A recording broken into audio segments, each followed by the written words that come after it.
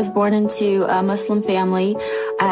My parents were leaders in the mosque, and I met these two Christians at my grad school.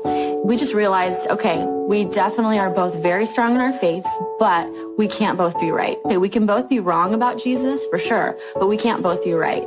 So we sort of resolved that we wanted to figure out what truth is. And secretly, I wanted to convert him massively to Islam, because anytime I would debate anybody religion, I would always win. And so he gave me a Bible, I gave him a Quran, and we started to do our own research. Even though I had felt that I had succeeded in showing him that Christianity was flawed and that Islam was true, I didn't have that satisfaction. I wanted some sort of proof for the first time in my life. And so I just continued to pray. I would fast and I would just cry out night and day to God, to Allah, the only God that I knew, to show people that he was the truth. I started to just really have a lot of torment. I just thought maybe I was going crazy. It was like I couldn't think anymore. To lose your mind is really a very low point, to say the least. So there was one day where I was probably at my lowest point. I was just crying, praying to Allah and saying, I can't do this one more day. And that same day, I got a text message from my friend. His pastor actually had typed up bullet points from the book by Lee Strobel called The Case for Christ. Because I was at such a low point, I was like, I'll read anything. Why not? It gave so much significant proof for the historicity of the cross and resurrection. And I started to read the Bible again. I was reading it as though it actually could have happened.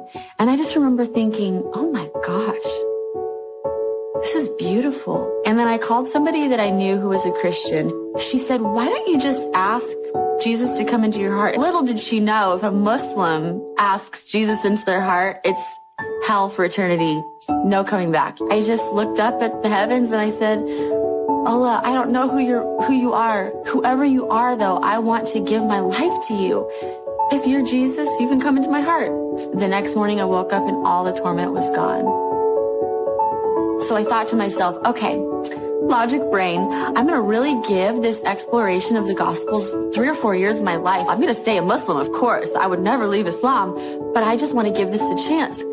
And so I just basically went to church that Sunday. My heart just wanted to worship. And when the altar call came, we all bowed our heads, and the pastor just said, I feel like there's someone in here that wants to give their life to Jesus, but they don't even know what that means, and they're really scared. And I just said, enough is enough. It's taking me more faith to not believe in Jesus than to believe in him. He's my first experience with love.